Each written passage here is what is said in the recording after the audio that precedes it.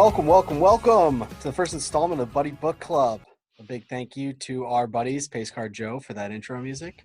I'm Dylan, and joined today by my good buddy, the Bastion of Biblio, Keith. Happy New Year, buddy. Happy New Year, indeed. 2021. Right. Indeed. As the name of this podcast implies, we're here to discuss books. Probably not going to be your typical stuffy book club. I've never been in a book club, or never been asked to. I'm not that popular. We're not going to really be going into themes and motifs and symbolism, systematically dissect them, over tea and finger sandwiches. This isn't high school English class 2.0.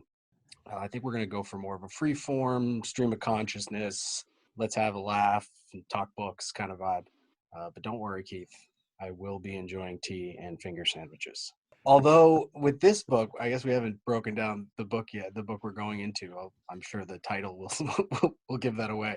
But spoilers, come on. Yeah, I think we should have cocktails. I really do. There's always going to be an element of food and drink in each book we read. And I love food and drink. I'm a glutton for it. So with this book being Holes, the main things are peaches and onions. So I guess you could have a Gibson, which is like a pearled onion martini, or some peach schnapps type drinks, maybe a peach mojito. Ooh, that sounds delightful. Good buddies in the listenerverse, hit the pause button, crack open that globe, the globe bar. Oh God. Hopefully you're listening to it's Monday morning, 8 a.m. And so obviously you're going to crack that open now.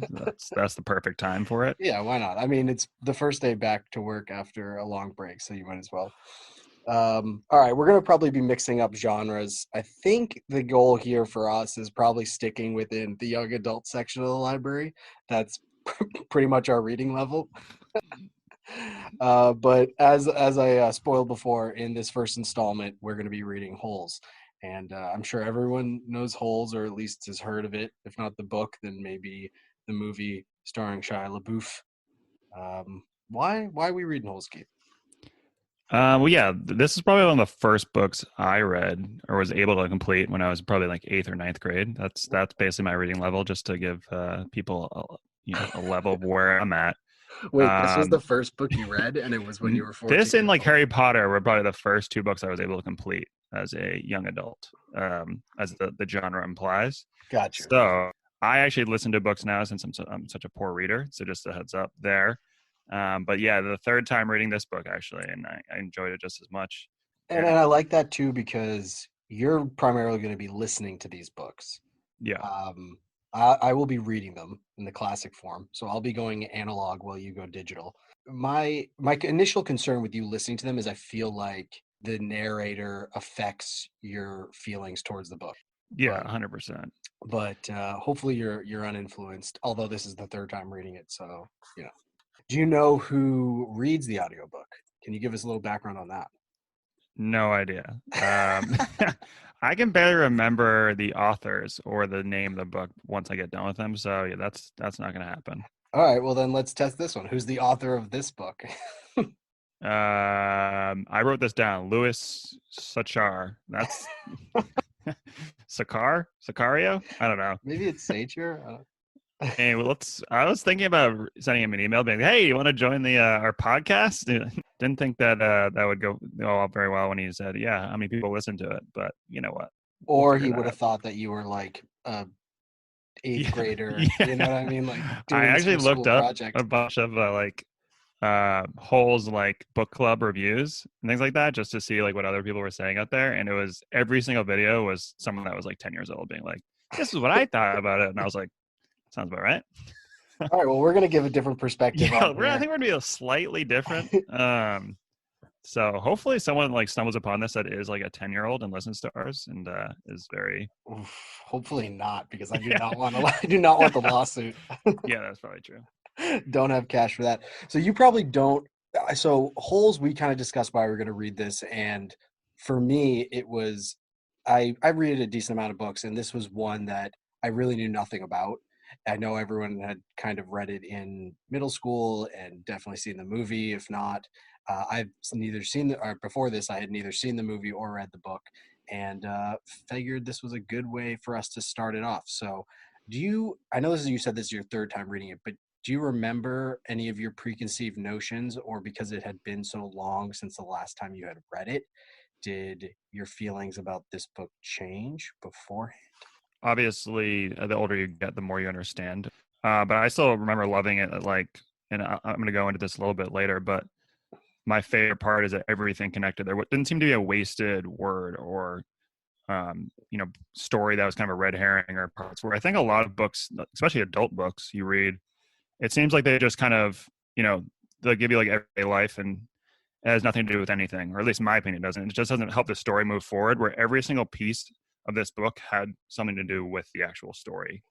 Okay, I'm gonna disagree with you there. Okay. There was there Well, was a you're few wrong, points you where I was fucking like, asshole. this was fucking stupid, but we'll get into those like you said Okay. later. All right.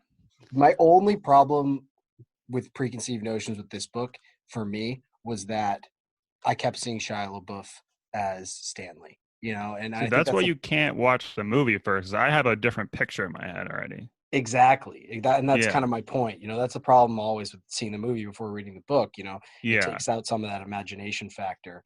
It makes me sad to think that most kids are picturing Michael Gambon as Dumbledore when they're reading Harry Potter because they've seen the movies.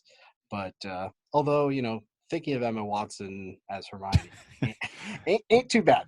Which you got to preface that with like after the sixth movie, right? Because otherwise it's a little bit questionable. Yeah, well, I'd say maybe fourth book when she walks down the stairs, but whatever, Can we get an age semantics. check on that? Who's our editor here? Make sure. We'll Semantics. overlap that with like the audio. You say fourth, it's like sixth, and we just change it there. So don't worry I about mean, that. she shaved her teeth down for that specific scene, not in real life, All right, but in we're the getting book. into Harry Potter All right, side of things. I We could won't. go all day. Yeah. I won't bring up Harry Potter again. All All right, right. let's get into holes. Let's do it. I'm going to go through a quick little summary just so that we're kind of on the same page. And for listeners out there who maybe haven't read the book in a while or haven't read the book at all, this will catch you up. So Holes is broken up into two parts. Let's get things kicked off with breaking down part one, where we meet the Yelnats. Yelnats is the backwards of Stanley, who's the main character. I personally think that is some laziness in writing that he just took the first name and flipped it around. But they're an overall down on their luck family. So for Stanley the Fourth, who's our main character, he finds himself in the wrong place at the wrong time when some game-worn Ichiro Suzuki cleats. It's not Ichiro, but fucking might as well be with the guy's speed. He gets hit in the head with these cleats while walking down the street, and somehow the cops are immediately upon him and they charge him with theft. Stanley's parents can't afford a lawyer because his dad's going for like the next Charles Goodyear and spends all of his time and money trying to find an application for used First sneaker off, is soles. Goodyear's first name Charles? You just make that up because either way, I like it. No, it is Charles Goodyear. Oh, There's actually okay. Wow. another great podcast on that. We'll talk about that on a different time. But yeah, so he's trying to find a new application for used sneakers. I appreciate the recycling vibe, but bro, you're not making it big recycling old sneakers. Let's be serious. Um, anyway, the judge throws the book at Stanley after the actual character is Clive Sweet Feet Livingston. Gives a tear-filled testimony on the stand. I don't know why he's there.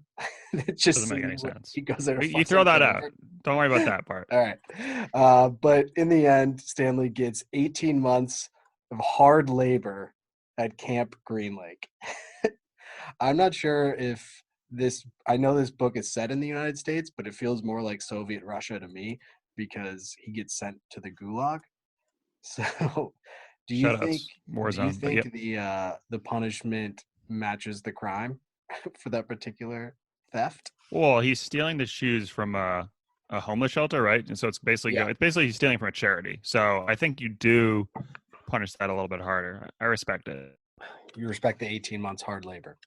Yeah, and like a famous celebrity makes a case out of you, you're doing that. Like they're in the media's eyes, the judge, the the DA. Everyone's gonna go after you hard if someone's making a big story out of it. So Okay, that's fair. I did have one gripe with this section. Why can his parents not afford a lawyer? Like, I understand that, yeah, times are tough in the Yelnats household because his dad's spending all of his money recycling shoes, but like, take a second mortgage out on your house. There's like a line in the book where his mom's like, "Yeah, we can't afford a lawyer. Just tell the truth and you'll be fine, Stanley." What? Has she never watched any like courtroom drama? Like, the truth is not part of the American justice system as we know it. His mom's basically like, yeah, just you'll be good. Like, it doesn't matter that were in possession of these shoes. No big deal. They'll let you off. Just tell the truth, honey. also, don't they appoint you a lawyer, right? Yeah, So so he gets a court-appointed lawyer, I'm sure. yeah, but that person was worse than a trademark lawyer. That doesn't make sense to me. That I'll give you that one because at the end, like a trademark lawyer comes in and is like, "Oh Don't yeah, worry, don't I'll worry. solve I'll your get whole there. crime." I'll get there. So either way, Stanley gets 18 months of hard labor at Camp Green Lake. So when Stanley arrives at Camp Green Lake, which sounds quite nice, Yeah, it's no Camp Hope, a la heavyweights. Although Stanley is a very husky boy. There's no blob, there's no go-kart racing, there's not even a lake. It's just a pockmarked desert wasteland. It wasn't always this way, though, Keith. And for our inaugural trip to history class, Professor Keith, give us a little history on Green Lake.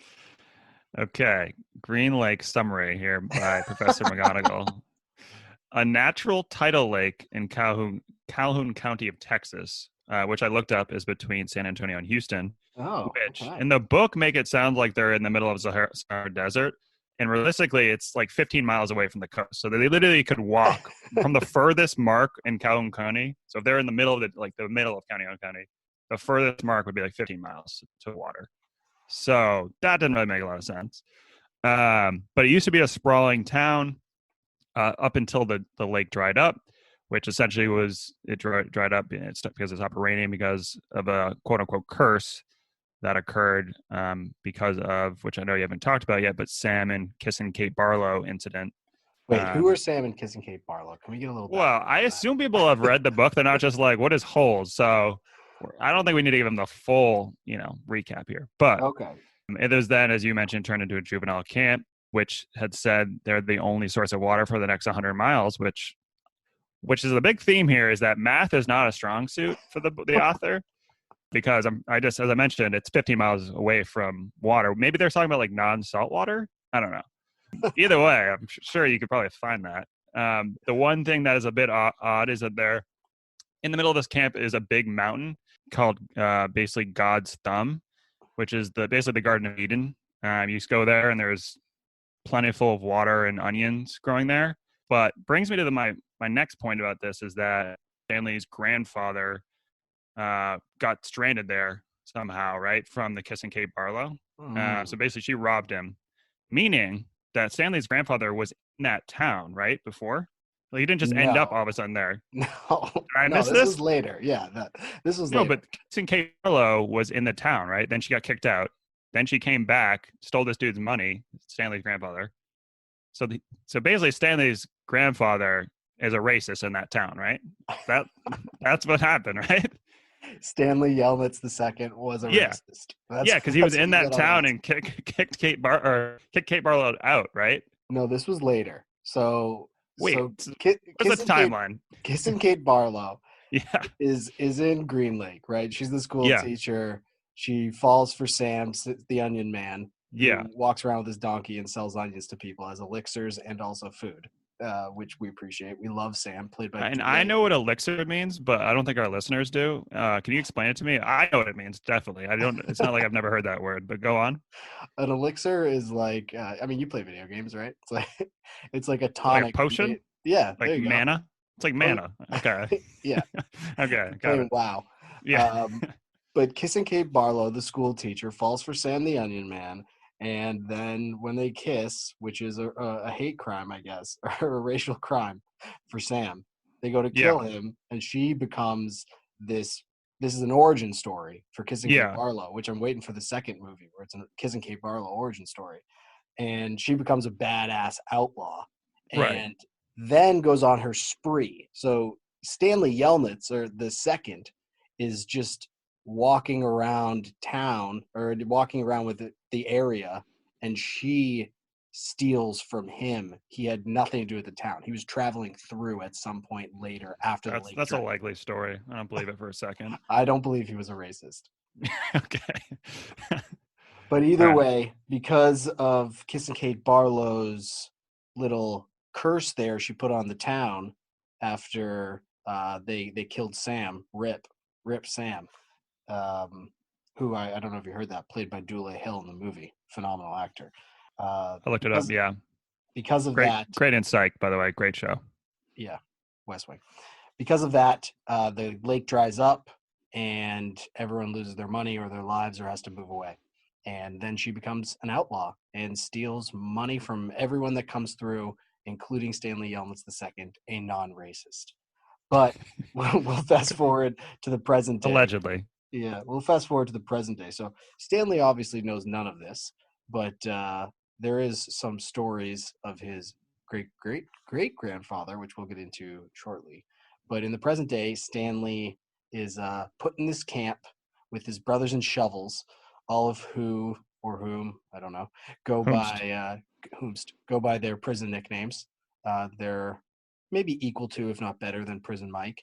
We have X-Ray, the four-eyed leader, and his cohorts: Squid, Zero, Armpit, Zigzag, Magnet.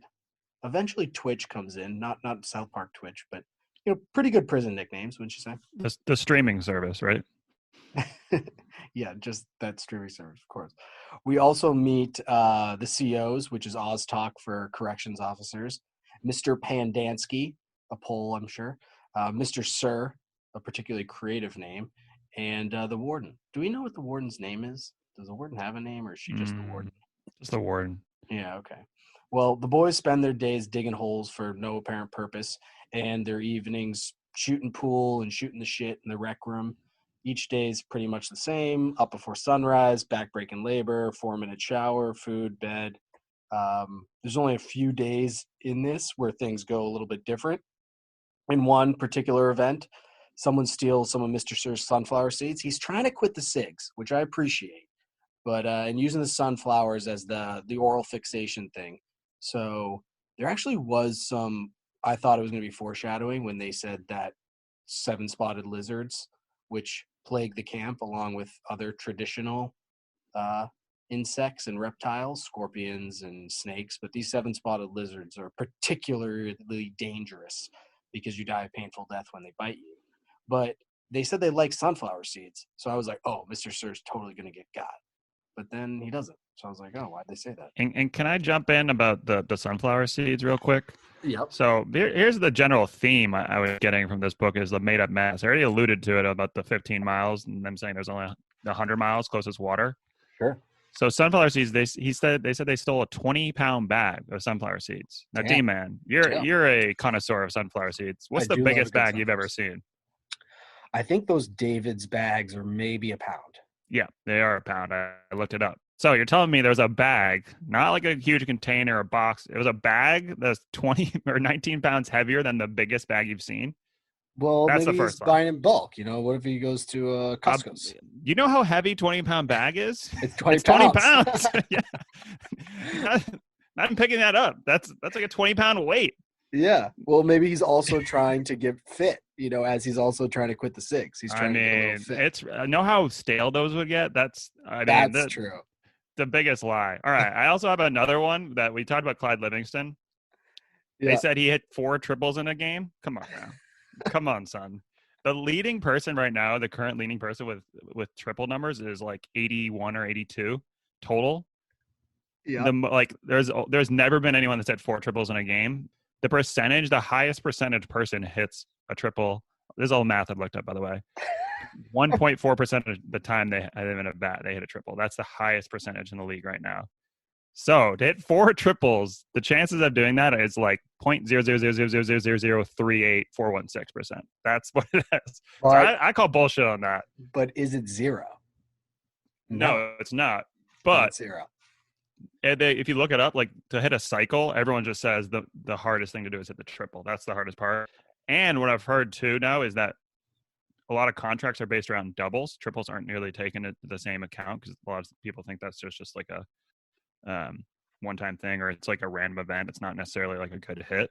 So a lot of people will not try to stretch out a triple or double into a triple because they want to get the double. They'd rather be on second because it looks better. So it looks better to hit 40 doubles than it does to hit 6 triples and 34 We got fucking doubles. Billy Bean in the chat. Yeah, you like that? Exactly. But anyways, big lies going on. I had to call that out. So go on. Sorry. All right, we're not reading Moneyball. We're reading Holes. The sunflower seeds? Come on. Speaking of the sunflower seeds, someone stole that 20-pound pack, one of the kids, from Mr. Sir, and the sunflower seeds end up in Stanley's hole. Mr. Sir comes over, sees the sunflower seeds, asks him what the fuck, and Stanley, he's not a prison rat. He's not. So he takes the fall because that's what a good guy does in prison. You're not trying to get shanked. So he takes the fall for it, creates some issues there. Another important day that happens, Stanley finds a Kate Barlow artifact, which we don't know at the time, obviously, but as the story progresses, we realize. It's a lipstick container. They thought it was a shotgun shell at first. In the movie, it looks like a little dill dizzle, if you know what I'm saying. But he hands it over to X-Ray, as in gives X-Ray a chance to claim the prize, even though Stanley's bigger and stronger by this point, but he's still a pussy. So that's kind of one of the things here is how Stanley's pretty soft, even though he's a big guy. They nickname him Caveman, and he's wondering why they nicknamed him Caveman. I was like, oh shoot, yeah, I'm actually, I'm cool. So as I said at the top, Stanley blames his bad luck that got him into this whole camp situation on his no good, dirty, rotten, pig stealing great-great-grandfather, which has been his family story as to, why things haven't gone their way for the past century. So I think it's important that we take a little quick break and get into a Latvian storyline of love with Stanley's great-great-great-great-grandfather, Elia, and Myra. This sounds like a nice little early 1900s, late 1800s story, Stanley's great-great-grandfather, Elia, classic testosterone-filled teenager, thinks this Myra chick loves him even though she doesn't know who he is, which is hilarious, really underscores hilarity in that. So, I mean, he goes to this Latvian witch, who gives him a pig, and he has to, bring the pig up the mountain every day, give it some mountain water. And then by the time that this Elia's hand or Myra's hand is going to be up for marriage, this pig will match the size of the pig of, what's the other guy's name? Igor. Yeah. So it'll match the size of the pig that Igor has. But Elia forgets to take it the last day. I don't know what he was doing his hair, trying to look pretty. So he doesn't take it up, and the pigs end up weighing the same. So Myra's dad, this is great, right? Myra's dad says, all right, pigs weigh the same. Myra, you pick which one you want to marry. It's between Elia, this now strapping, because he's been carrying a pig up a mountain for the past 100 days, this strapping young man of her age, or Igor, who's a 50-something-year-old pig farmer who's fat and disgusting.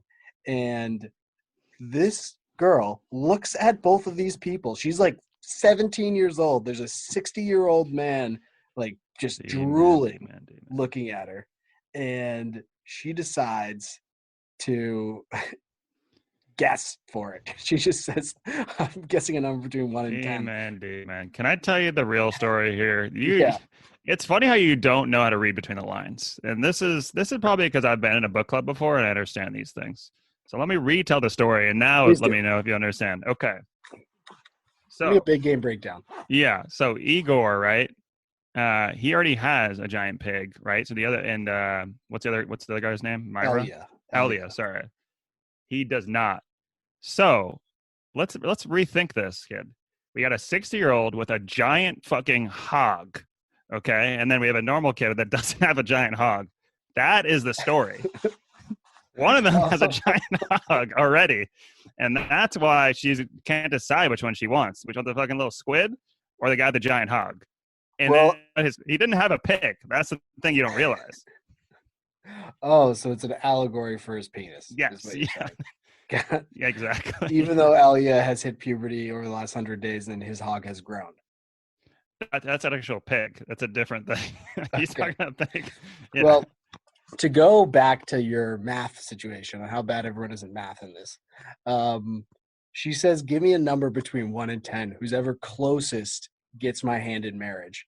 And this fucking guy, Igor, says 10. Like any other number, if it's not 10, then Elia can say literally any other number, and he gets this girl who he wanted. But Kid, he wasn't talking about the number. He's talking about something else. He's saying 10. He's pointing. yeah, well, I guess Elia knows he can't measure up or he just realizes that this chick is dumber than the pig itself, which is actually probably an insult to pigs everywhere. So if there's any pigs listening, I apologize. But he says, "All right, peace, Myra. I'm going to America." But there was one caveat. He had to take the witch, Madame Zeroni, up the mountain and let her drink the water, right? That was the key for this whole thing. He needed to do that. And because he didn't, instead he went to America, this is why Stanley's family has been plagued with this bad luck. So this is a very important factor and part of the fantasy of holes. But back to the boys. I've been meaning to ask you, we went through all those guys at camp. Who has the best nickname out of all? Because nicknames are kind of big in this book. I mean, Mr. Pandansky, he goes by Mom. I'm sure Mr. Sir isn't his name. I mean, even Clive Livingston is known as Sweet Feet because his feet smell so bad. So, who out of all these people have the best nickname? I don't know about that. That's a good question. I like the Sweet Feet one, to be honest with you. That's the first one I liked right away because my boy James White. Reading comprehension. Pop quiz, hotshot. Oh, geez. Here we go. Why is Zigzag called Zigzag? Is he cross-eye? I don't know why. What? It's just because he's got like really frizzy hair. Oh, okay. Is that in the movie? I don't remember that. No, it's in the book. They say it. He's like got a giraffe neck and has like really Oh, frizzy Jesus. blonde hair. Wow. Yeah. So I personally would either go with Zigzag because it seems like a cool nickname, or Magnet. Magnet was decent. Being called Okay. X-Ray because you wear glasses, hard pass. Yeah, that's a tough one. Yeah. And then everyone else, Caveman, I guess isn't too bad, but cavemen are dullards, so you don't want to be known as a dullard. And Zero is not really that great. That's a really tough one. That's the worst. That's about the worst you can get. Especially because you're a zero. Yeah. So Zero will come into this story, but in more vivid detail. But so part one ends with the origin story of Kiss and Kate Barlow. So besides the things that we've gone through, are there any bones that you have to pick with part one, or how did you feel about it that like got you geared up to get into the second part here? The math and then the Igor pig story are my two biggest takeaways of like trying to read between the lines a little bit there. That's just you. You're the only one that read between. I'm pretty sure everyone saw that, D-Man. That's the thing. You don't really understand themes. That's your problem. Yeah, you're too much of a literal guy. I see in between the lines. See in between the cocks. All right. So besides the fact that Stanley miraculously happens to find the hole, I guess we're starting to deal with a little bit of a fate or coincidence situation. Serendipity, if you will. Yeah. Great movie. What? Is that the one with Sarah Michelle Gellar? No, it's with what's her name? Really, really good looking. Sarah Michelle Gellar. No, she wears like all leather and she's like the vampire in that movie. Sarah Michelle Gellar. No, Sarah Michelle Gellar. No, she's British. I don't know if Sarah Michelle. I'm trying to narrow this down. You know what I'm talking about. She dates all those younger guys right now. No. Oh, Kate Beckinsale. Kate Beckinsale. Yes. Wow. Yeah, she's something special. Great movie. Yeah. Okay, I haven't seen it, but maybe I'll check that one out. I can't. Serendipity is that? It's a rom-com minus the com. There's 0 com in it, so yeah, it's just a rom. So not really my cup of tea.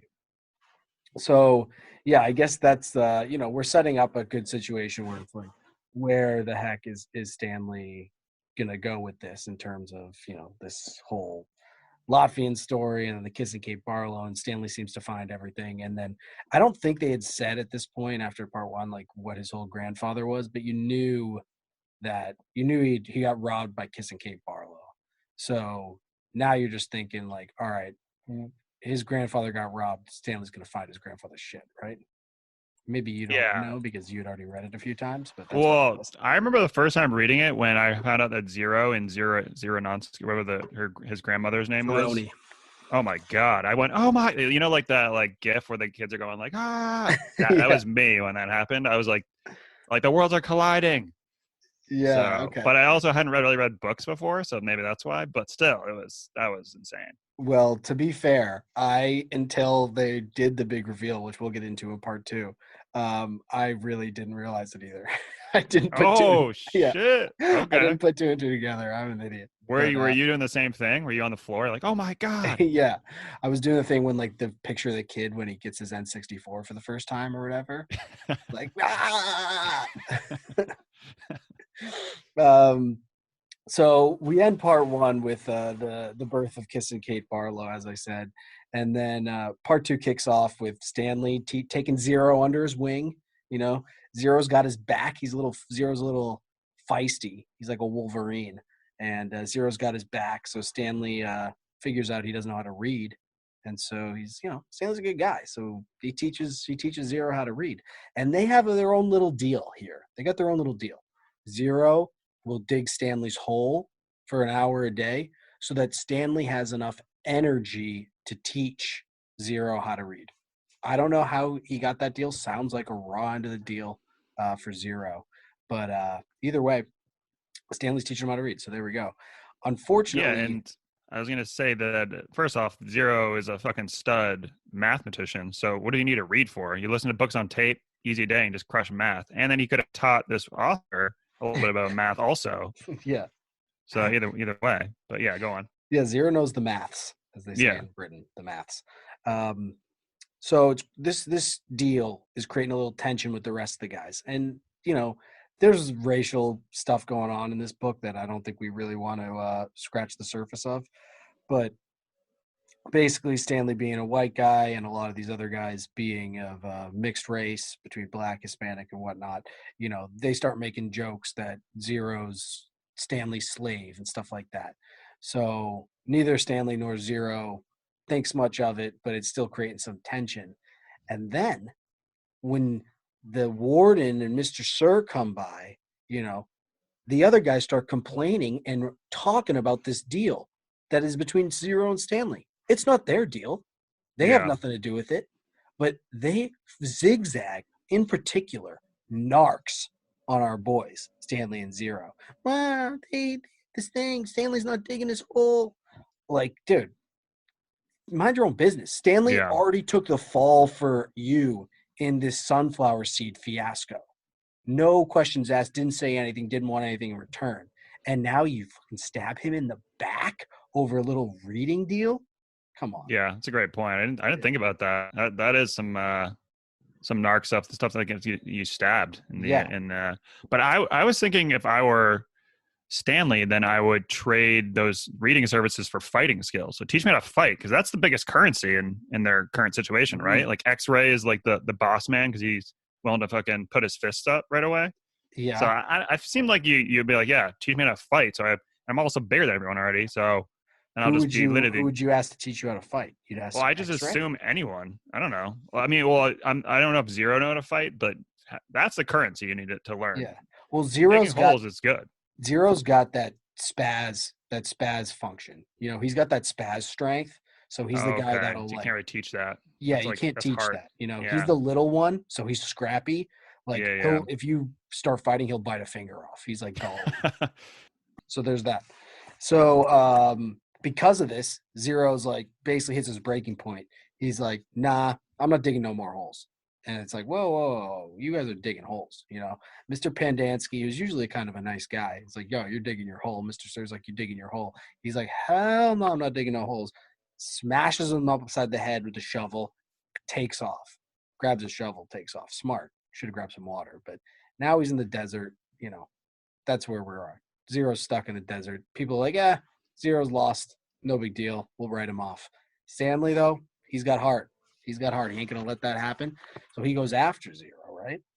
And he eventually comes upon Zero. He leaves a couple days later or whatever, but doesn't bring any water either, like another idiot. He eventually comes upon Zero in an upturned boat that takes us back to the Cape Barlow story, but he finds him underneath the boat, and Zero's in there drinking splooge. He zeroes in on him. He's, By the he way, zeroes in on him. Stanley doesn't know how to like operate a car, but he knows what put it in gear means. That's like, remember that? He was like the guy. Yeah. That doesn't make any sense.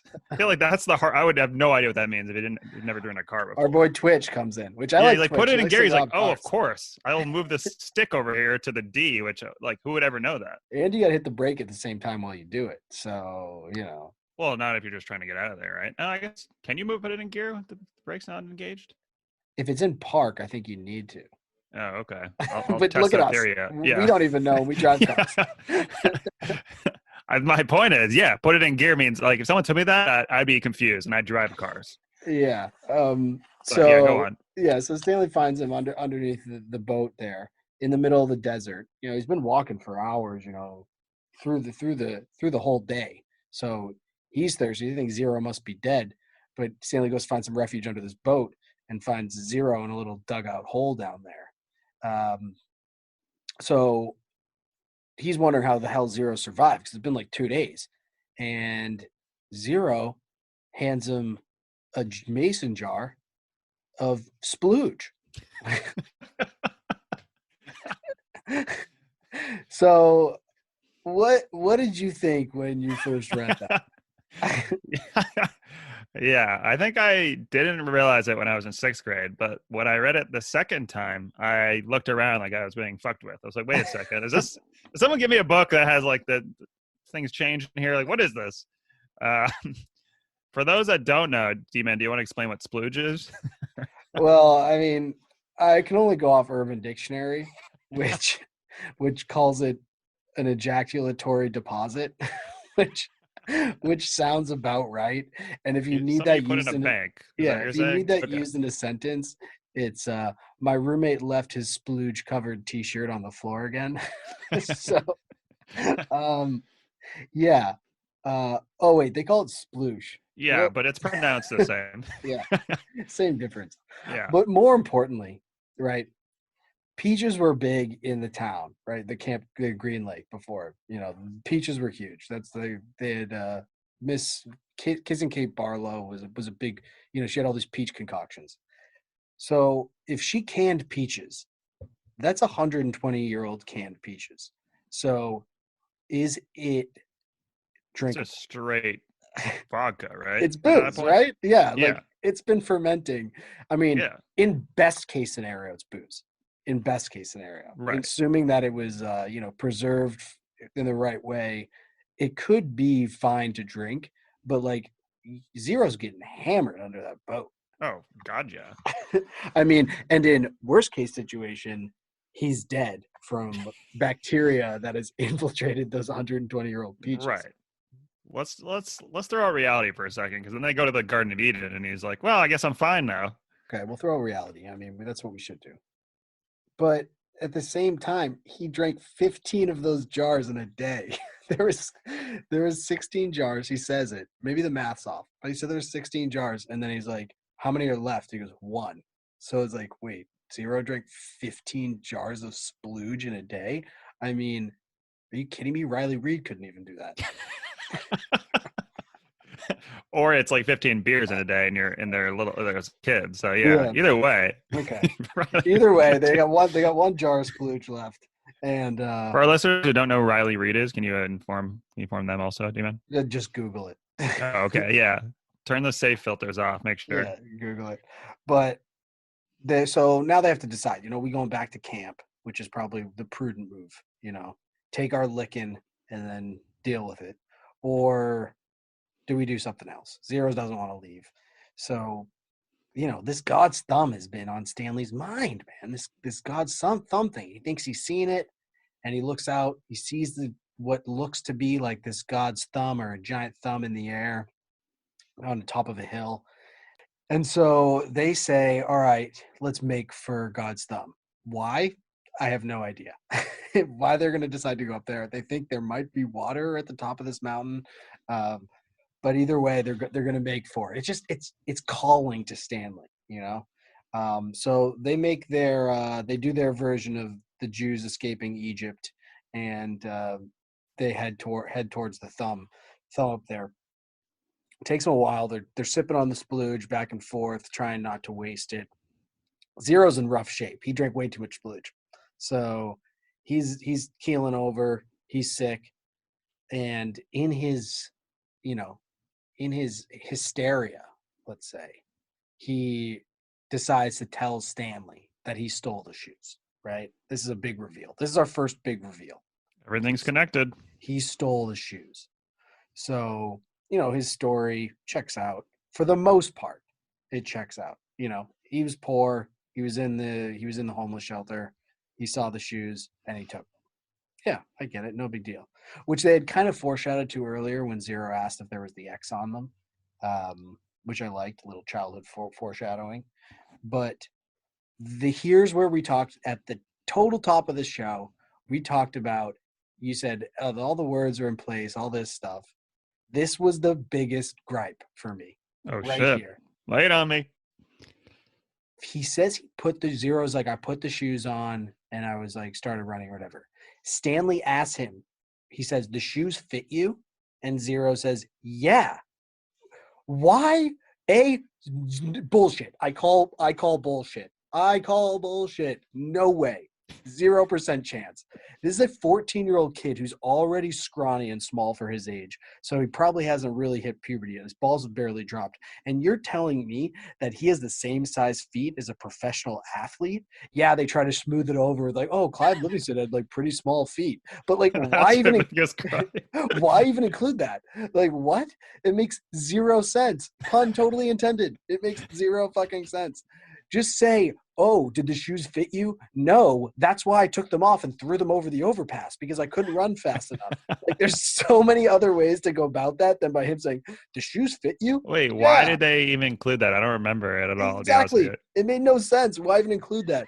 Or just don't even say anything about whether the shoes fit or not. Just like, we've all put on our dad's slippers and tried to run before. So like, just be like, yeah, I couldn't run in them. And so I thought he got rid of them because they didn't fit. No, he says he did. It purposely says Clive Livingston had pretty small feet. It's like, what the fuck, dude? And now you're coming after Clive's dong. I don't appreciate that either. Right? Well, did they fit Stanley?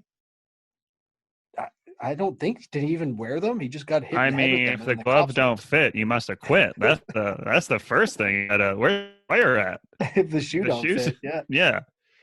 I mean, we know about his great grandfather already, so I don't know. Maybe they would fit. I mean, Igor, they're not fitting Igor. I'll tell you what. Igor is that was my biggest gripe of the whole thing. Still is. It's in my crowd. Okay. I wake up in cold sweats in the middle of the night thinking about that. I did not see that one coming. I was waiting for this big plot hole that I missed, but okay, I guess it is. That is a huge plot hole that you missed. What are you talking about? But a plot hole is like can't be solved by one sentence. That could literally be solved by one sentence. Yeah, exactly. It's a giant plot hole that could be solved by one sentence. What were you doing, Louis? The guy says he writes 6 drafts every time he writes a book. I appreciate. Oh wow, research. Yeah, I did a little research. How did you not find this in draft 3, 4, or 5? Crazy. It doesn't make any sense. But let's get back to the boys. Now they're doing their little Frodo and Sam vibe. Stanley's carrying Zero up the mountain because the ring's too heavy, aka the splooge in his stomach is weighing down on him. They make it to the top of God's thumb. It's no Garden of Eden per se, but it is to them because it's got muddy water and endless onions. Onions galore, right? So if you got a giblet going and you take a nice sip, taste that pickled pearl onion. And if you got some fermented peaches going, take a nice sip of that because they just finished the last of their splooge. So they, they get some revelry up there. They kind of recover for a couple of days, eat the onions like apples, which is tough. As someone with some gastroenteritis myself, it sounds tough on the belly, but I guess these are particularly sweet onions. So Yeah, I can jump in on that. I mean, yeah, this passage, this portion was written by the NOA, and if you guys don't know that, this is the National Onion Association, which is real. There was like onions do everything. Onions are the greatest thing to man that's ever been invented. They what? Cure baldness. They prevent deadly lizards, which aren't real. Yellow spotted okay. So lizard. this is hold on. You have to say that this is earlier. This is with Sam when he's hawking his elixirs and his Yeah, wares. yeah. This There's is what he elixirs, says. yeah, which everyone knows now. But 100%. They basically make it out to be this like infomercial like of onions that just comes out of nowhere. Onions fix everything. Onions do this. I looked it up, and I Looked up basically what? said the onions thing. I'm like, all Yeah. right, I need this onion actually provide like what does it actually do? And basically, to survive off onions, that basically is impossible. This is I read from some guy who was on the internet, so he's definitely a doctor or some smart person for sure, not made up. The only dangerous factors for eating onions is the fact that there's no nutritional value in an onion. You don't get vitamin D or calcium, so your bones would brittle. There's not enough vitamin C in an onion, so your vision would get worse. You'll start to have bad skin. An onion has nothing to help benefit our bodies and would be bad for our health. An onion contains no kind of What? protein either, and that's what needs to be maintained. This is basically someone had asked, "Could I just live off eating onions?" And the person was like, "Absolutely not." Okay. And Well, this, hold on. Hold on. there's no protein. Relax, Les Stroud. The I don't know what that is. he's the other Bear Grylls guy, not Bear Grylls, but the other one, the Canadian one. But we're talking a survival situation. You're referencing could someone literally just live on onions? They For their lived off it entire for like life? what, 14 days or something crazy? I think it was like a week, but we're not good with math. Just like Yeah, six just like dozen our halves, author the other here. half, 6 dozen. But Whatever that saying is. pardon me, onions are. I love me a good onion. Sautéed usually, but onions are great for heart health. They're loaded with antioxidants, vitamin Oh, is this the C. NOA talking? They Did they get contain you? they Did contain they get to cancer-fighting you? compounds. They help control blood sugar. Here They we go. may boost bone density. So I don't know who May you're or talking maint? to. May or maint? They have antibacterial properties. Do they solve baldness? No. So that was the one thing I was going to say. Probably not. Sam was Hey, trying to pull one over on that. here's the question, D-Man. If they're lying about that, what else are they lying about? And this is the NOA I know that's coming in and doing this. So my twist on this whole story is that, maybe the attacks on Sam weren't racial. Maybe it just happened at the same time that people were really getting Jesus. fed up with the fact that their hair wasn't growing back and that Sam was basically a snake oil salesman.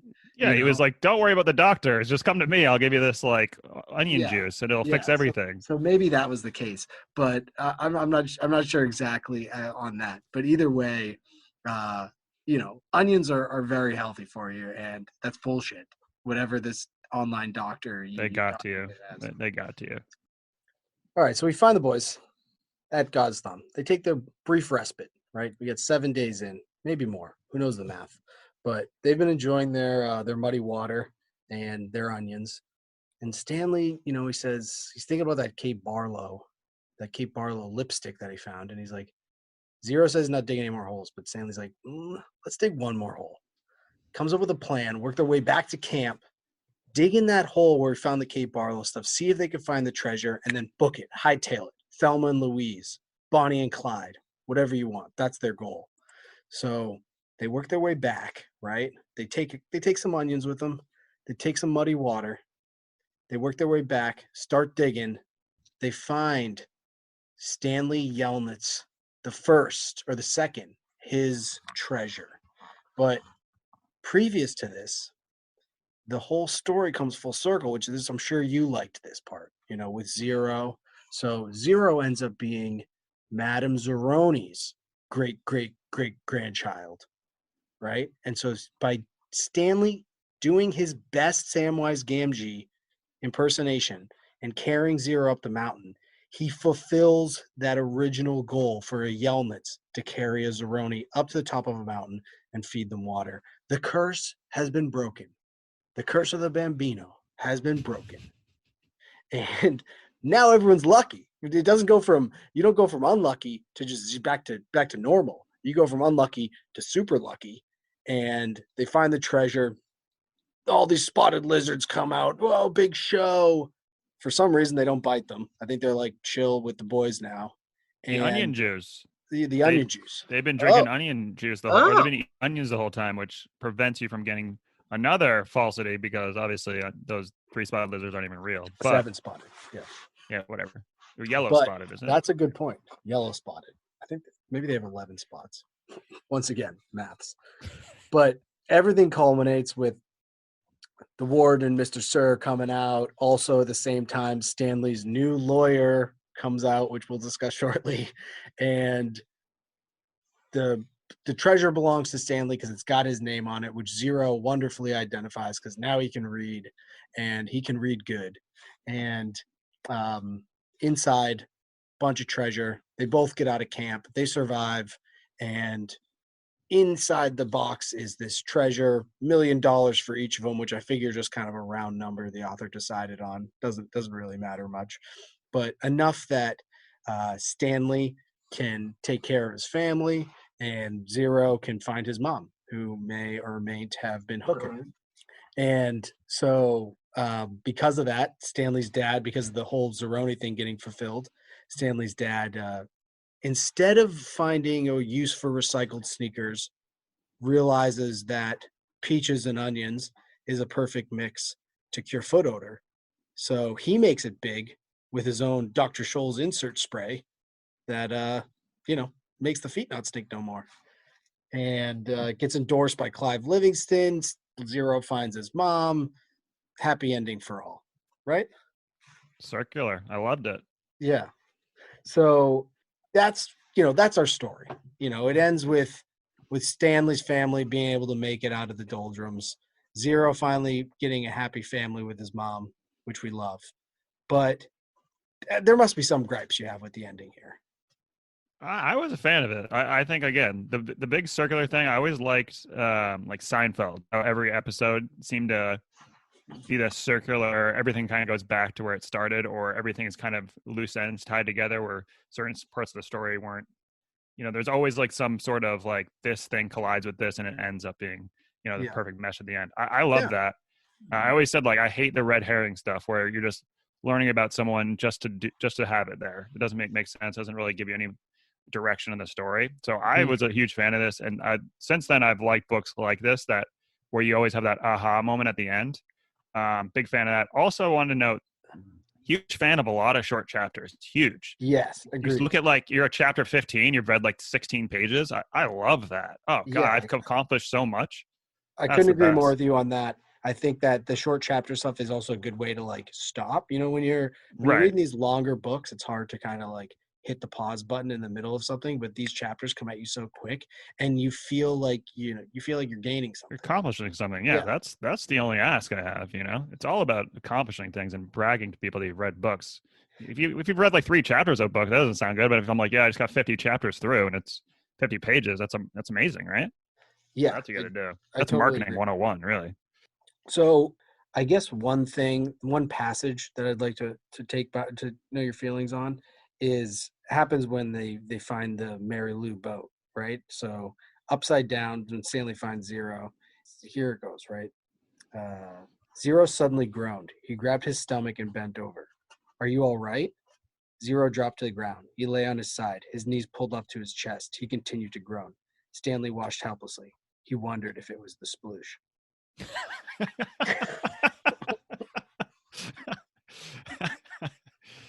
What are your thoughts on that? Well, first off, obviously it was a sploosh. What else would it be? I don't really. I don't know what else it would be. Also, is he taking a shit there, or what's he doing? I can't tell. No, his legs were at his chest, his knees were by his ears, and he said legs were at his chest, knees were by his ears, and he groaned, and he said, "It must be the sploosh." Carry on. I did really like the Kate and Sam interactions. I thought those were really good. It had a little Princess Bride vibe to it. If you've seen that film, with her being like, oh, the windows are broken. And he would be like, I can fix Mm, that. And she was like, oh, the roof's broken. He's like, I can fix that. And then she's like, my heart is broken. And he was like, I can fix that. That was yeah. that was a little bit of As You Wish from Princess Bride. So I enjoyed that. I thought overall, I liked how it had the multiple storylines, going on. Mm, I think for, the age group that it's going for, it was really good at doing the stuff that you're saying where, everything kind of ties together and there is a good, it's one of those ones where if you reread it afterwards, you would see how obvious all the things were that happened. But I think as you're reading it, you don't see those the first time. So I really liked, being able to have some of those reveals that were showed to you. So I feel like sometimes you read books, it's like, oh, they're either too obvious or they're like way too obscure. That's like I couldn't have yeah. ever figured that out. Yeah. They did a good Agreed. job of like letting you figure it out if you could, but at the same time, like you don't feel dumb if you couldn't. Even though Right. I felt a little dumb as a full-grown male, not realizing that Zeroni and Zeroni were related. I guess the big question is though, would you recommend Holes to a friend? Is my friend a 13-year-old child? I know you have a lot of 13-year-old friends, but no, if someone bumps into you on the street, you haven't seen them in 5 years, let's say, and they say, "What books are you reading recently?" Because this is the normal conversation you would Yeah, have with someone those that are you randomly bump conversations. into. Yeah, and they say, "You read Holes, huh? What do you think of it? Would you like? Would you? Should I pick it up? Would you recommend it?" Yeah. I guess the listener of this particular program would think that I would say no, because all I've pretty much done is Been shit critical. on the Yes, inconsistencies and whatnot. I thought it was fun. I thought it was a nice, quick read. Like you could sit in the afternoon and read this book if you wanted great to. beach book, Yeah, especially since you're out in the sand. definitely a good beach book. You could start digging a hole if you Yeah. want. Try to stay away from the yellow 7-spotted lizards or 11-spotted lizards. I would say yes, but I wasn't the like. I mean, come on. Some of these inconsistencies are just ridiculous. Like his feet are not that big. Let's Well, be that's really your clear. biggest one. Your His biggest feet gripe. aren't that big. I mean, well, we didn't even really get into the attorney, who his parents couldn't afford an attorney for him, but they could afford an attorney because his dad wanted to get his patent figured out. So it's Well, he like, was about to oh, sell it for millions, so that's fair. I guess so. I mean, geez, where are their loyalties? To family business or to Stanley, their Yeah, only son? yeah, that is a good point. They really didn't care about him. But I think as for the age range that it's going for, like no one's really picking at those things. I thought it was a fun little book. So I did. yes or no? You didn't answer that. I mean, if it's binary, then I'm going with Yeah, yes. If I it's like binary, it. I'm going with yes. All right, it's a yes from me as well, and it's the number one ranked book since we've only done one so far for Yeah, me. it's so far Is it it's number the ranked one for you? it's the Buddy Book Club's Yeah, number one number one ranked book. Yeah. so far this year. Okay, I like it. Before we close up shop here, did you see the movie? I did not. Okay.